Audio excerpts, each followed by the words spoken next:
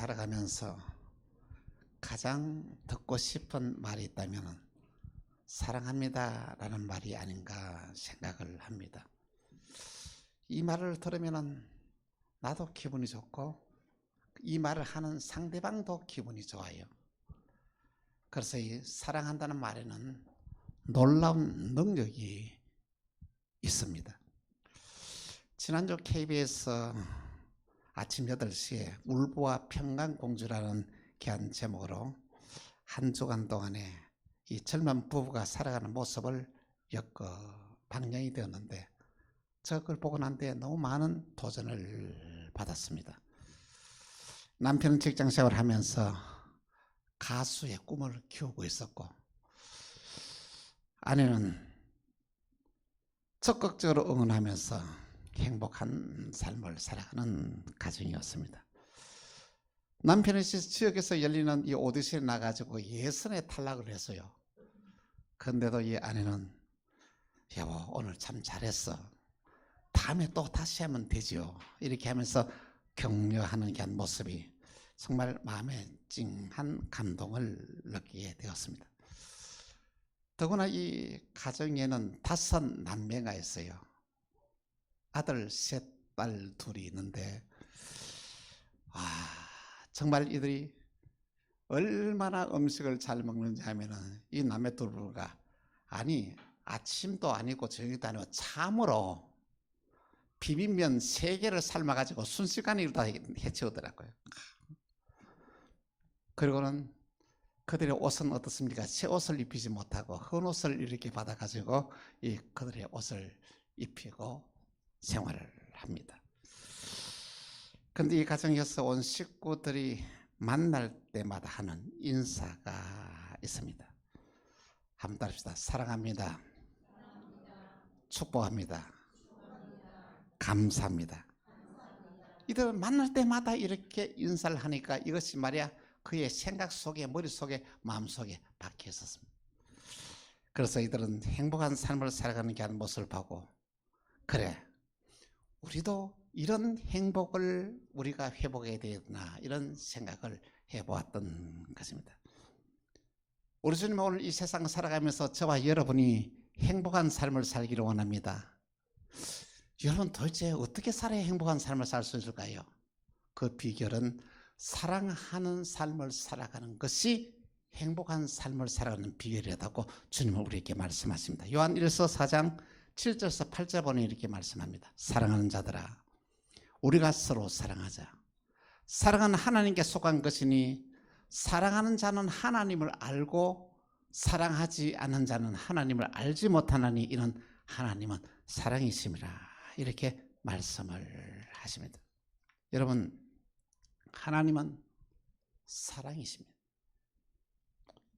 오늘 저와 여러분이 세상을 살아가면서 하나님을 알아가는 방법이 있는데 그것은 뭐냐면은 저와 여러분들이 사랑하는 삶을 살게 되면은 하나님이 어떤 분인지를 더 명확하게 알게 된다는 말씀인 것입니다. 여러분 하나님 만나고 싶습니까? 하나님 만날 수 있는 비결을 가르쳐 주실까요?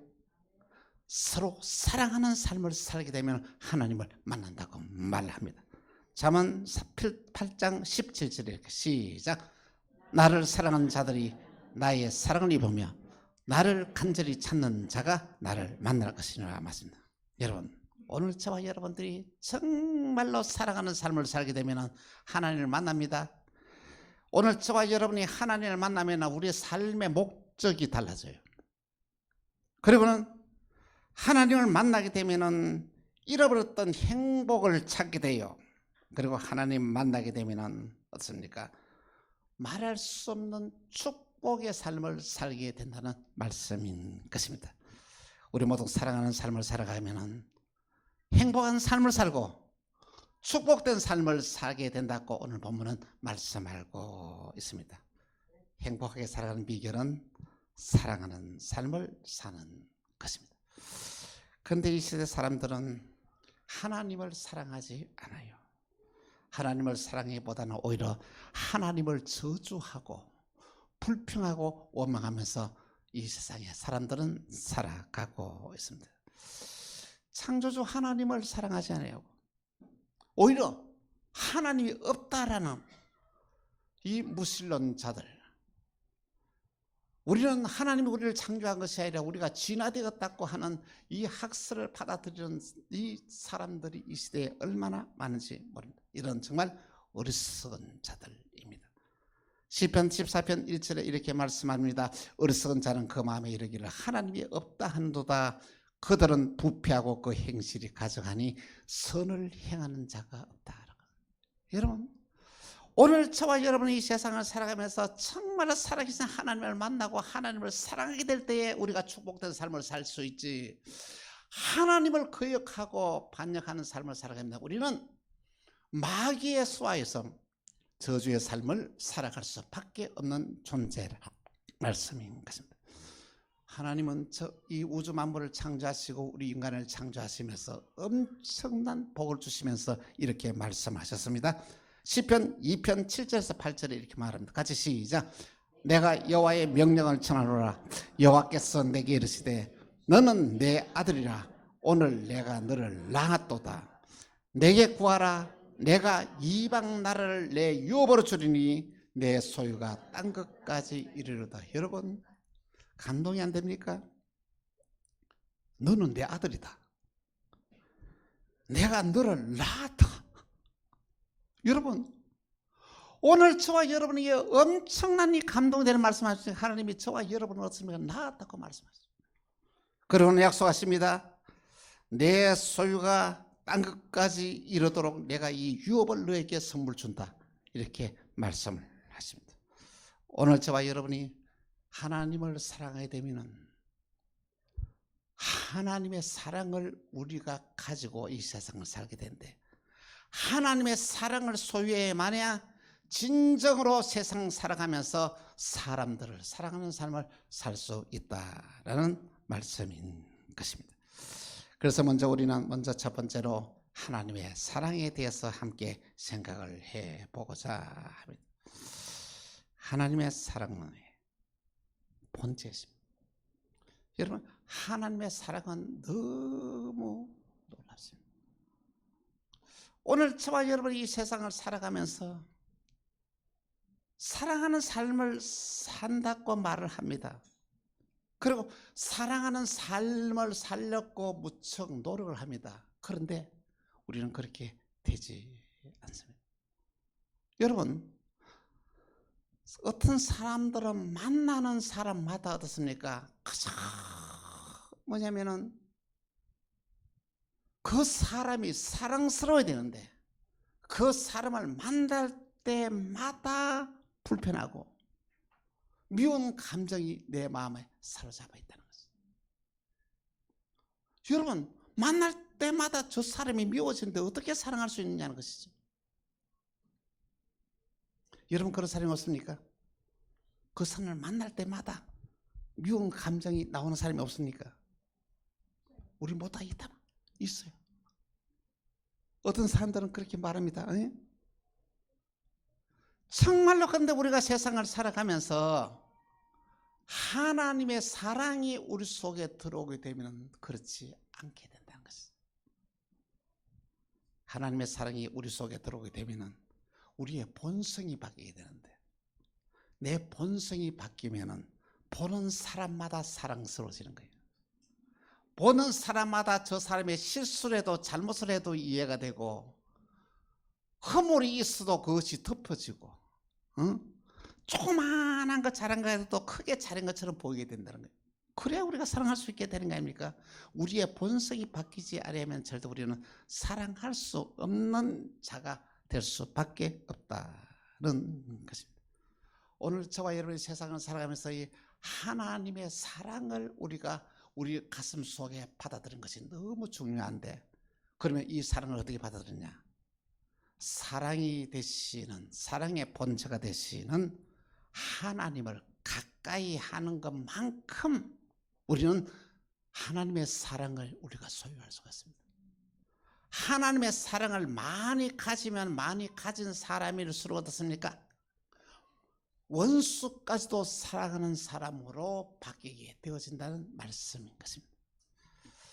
하나님은 저와 여러분들을 너무너무 사랑하시는데 이 사랑이 얼마나 놀라웠냐 하면은 아낌없이 저와 여러분에게 가장 좋은 것을 주기를 원하고 계신다는 것입니다. 마태복음 7장 9절에서 11절 보니 이렇게 말씀하고 있습니다. 너희 중에 아들이 떡을 달라 하는데 돌을 주며 생선을 달라 하는데 뱀을 줄 리가 있겠느냐. 너희가 악한 자라도 좋은 것으로 자식에게 줄 알거든 하물며 하늘에 계신 너희 아버지께서 구하는 자에게 좋은 것을 주시지 않겠느냐. 여러분과 저가 악한 자라도 자식에게는 좋은 것을 주기를 원한다는 것입니다. 그런데 하늘에서 하나님이 그의 자녀에게 좋은 것을 주시지 않겠느냐고 약속을 했습니다. 오늘 저와 여러분들이 하나님의 사랑을 이해하고 하나님의 사랑을 받아들이면 우리도 사랑하는 사람으로 바뀌게 되어진다는 것이죠. 오늘 저와 여러분들이 하나님의 사랑을 바로 이해하는 것이 얼마나 중요한지 모릅니다. 하나님의 사랑은 도대체 어떤 사랑이냐는 것이죠. 하나님은 인간을 너무너무 사랑하셨어. 저와 여러분을 너무너무 사랑하셔서 독생자 예수 그리스도를 화목 제물로 내어놓고 그분이 십자가에서 달려 돌아가심을 말미암아 저와 여러분의 모든 죄가 용서받고 하나님 앞에 나가서 하나님의 자녀가 되는 이 놀라운 축복을 우리에게 더하여 주셨다는 말씀인 것입니다. 요한일서 4장 10절에서 12절에 이렇게 말씀하고 있습니다. 같이 시작. 사랑은 여기 있으니 우리가 하나님을 사랑하는 것이 아니요 하나님이 우리를 사랑하사 우리 죄를 속하기 위하여 화목 제물로 그 아들을 보내셨습니다. 사랑하는 자들아 하나님이 이같이 우리를 사랑하셨은즉 우리도 서로 사랑하는 것이 마땅하니라. 여러분, 우리가 이 하나님의 사랑을 우리가 받아들이기 바랍니다. 이 하나님의 사랑이 내 속에 들어와서 나를 다스리고 지배하게 되면 미운 사람이 없어져요. 여러분에게 지금 미운 사람이 있습니까? 미운 사람이 없어야 돼요.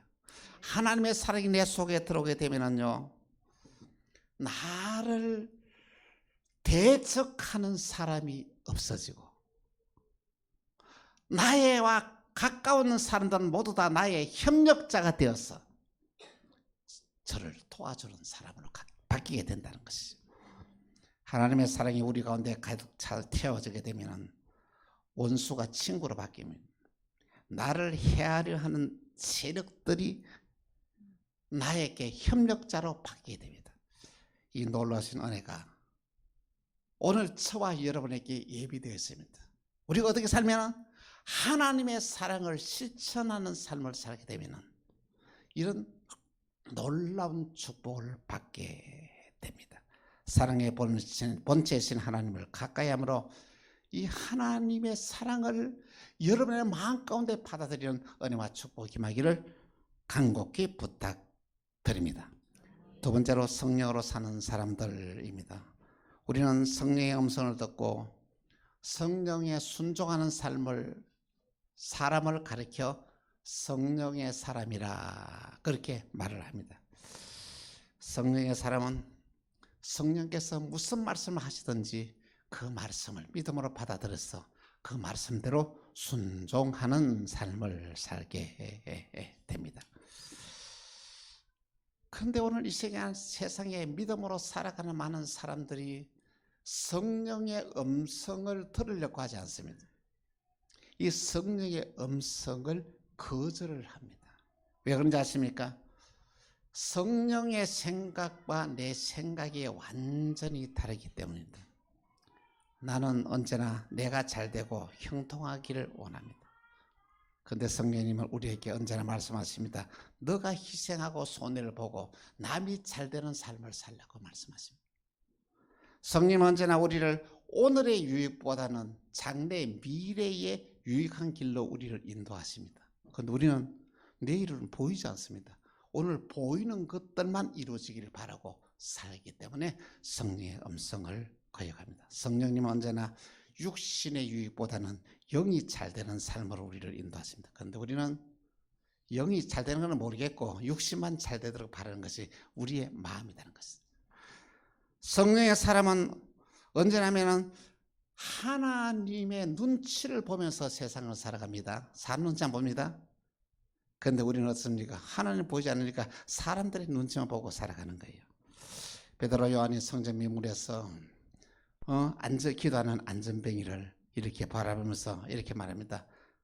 너가 원하는 것은 없으나 내게 있는 것으로 내게 주느니 나사렛 예수의 이름으로 그러나 명령하고 그 손을 잡아 일으키니 세상에 한 번도 일어나지 못한 이 안전뱅이가 다리에 팔목에 힘을 얻고 벌떡 일어나서 어떻습니까? 꼭 걷기도 하고 뛰기도 하면서 하나님께 영광을 돌리게 되었던 것입니다. 여러분 이런 일이 우리 주위에 일어났으면 너무 놀랄 일이 아닙니까? 맨날 성전에서 한 번 주십시오 구걸하는 그 사람이 벌떡 일어나가지고 뛰기도 하고 걷기도 하면서 하나님을 찬양했다는 것이죠.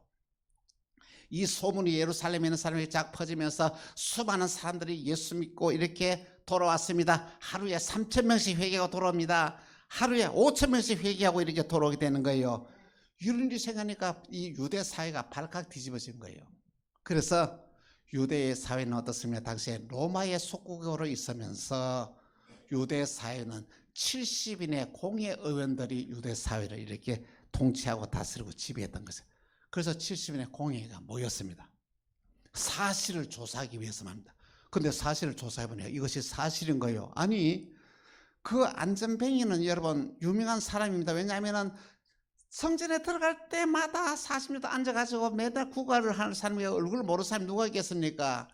아니 그 사람이 벌쩍 멀쩡한 사람이 되어서 이 사도들과 함께 있는 거예요. 변명할 여지가 없지 않습니까? 그래서 이 공회원들은 어떻습니까?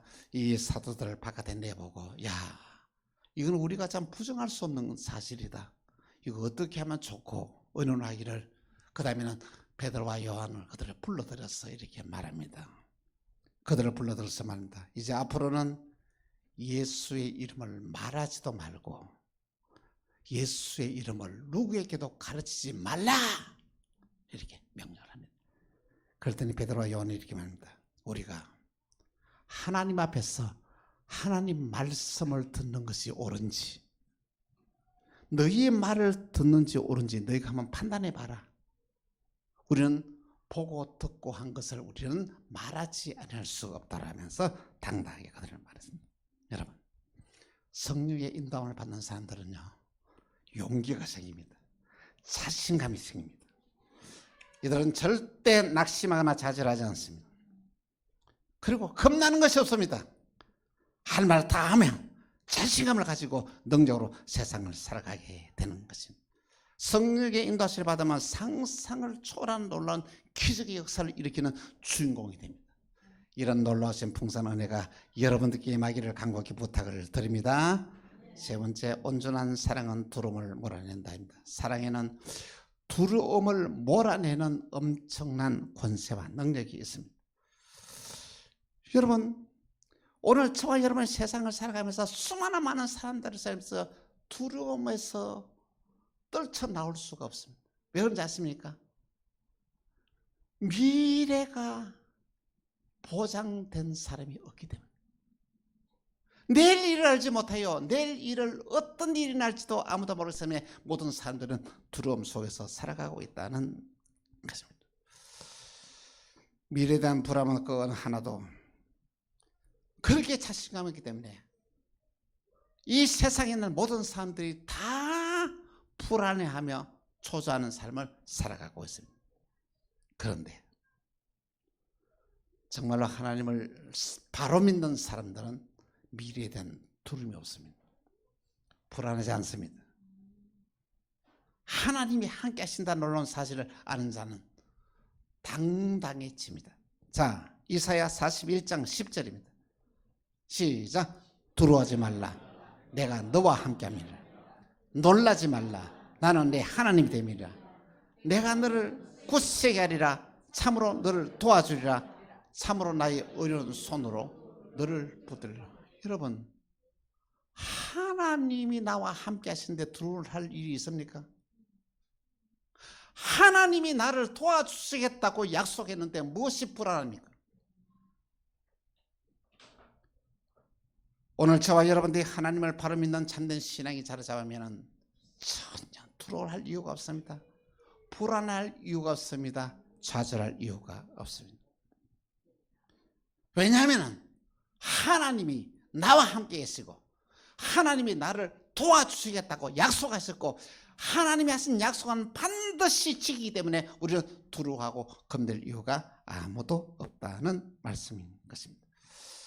여러분, 우리가 믿음 안에서 주님이 하신 말씀대로 서로 사랑하는 삶을 살게 되면 여러분들 놀라운 역사가 일어나는데 이 사랑은 내 마음속에 일어나는 두려움을 몰아내는 강력한 무기가 되기도 합니다. 요한일서 4장 18절에 이렇게 말씀합니다. 같이 시작. 사랑 안에 두려움이 없고 온전한 사랑이 두려움을 내쫓나니 두려움에는 형벌이 있음이라. 두려워하는 자는 사랑 안에서 온전히 이루지 못하는. 여러분, 두려워하지 마십시오. 하나님이 우리와 함께 하십니다. 하나님이 우리를 도와주십니다. 두려움을 예수 이름으로 물리치십시오. 두려움아 떠나가라. 하나님이 나와 함께 계신 나는 두려워하지 않는다. 믿음으로 확신한 말을 하게 되면 여러분의 마음 안정을 찾게 되고 여러분 평안을 찾게 되고 여러분 기쁨 회복하게 되고 감사가 회복하는 이 놀라우신 은혜와 축복의 삶을 살게 되는 것입니다. 사랑하는 성도 여러분, 여러분 서로 사랑하는 삶을 살고 있습니까? 우리는 사랑을 말하면서도 사랑하는 삶을 살지 않습니다. 왜냐하면 사랑하는 삶은 희생하고 헌신하고 내가 손해보고 내가 당하는 삶을 살아야 하기 때문입니다. 그런데 놀라운 것은요, 오늘 저와 여러분이 희생하는 삶, 헌신하는 삶, 내가 손해보는 삶을 이렇게 살게 되면 그게 엄청난 파워와 능력이 있게 되어서 잃어버렸던 모든 축복이 회복되어지고 잃어버렸던 모든 사람을 회복하게 되고 모든 환경이 바뀌게 되는 놀라운 기적의 역사가 일어나게 된다는 말씀인 것입니다. 여러분, 우리 스스로 사랑할 수 없습니다. 우리는요, 타락의 본성을 가지고 세상에 태어난 우리들은 이 본성이 뭐냐면요, 사랑할 수 없는 자입니다. 남이 잘 되는 것을 기뻐할 수 없는 자입니다. 시기하고 미워할 수밖에 없는 존재라는 것이죠.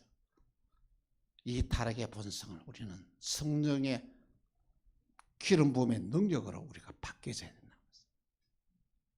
오늘 저와 여러분의 본성이 바뀌지 않으면 절대로 남을 사랑할 수가 없습니다.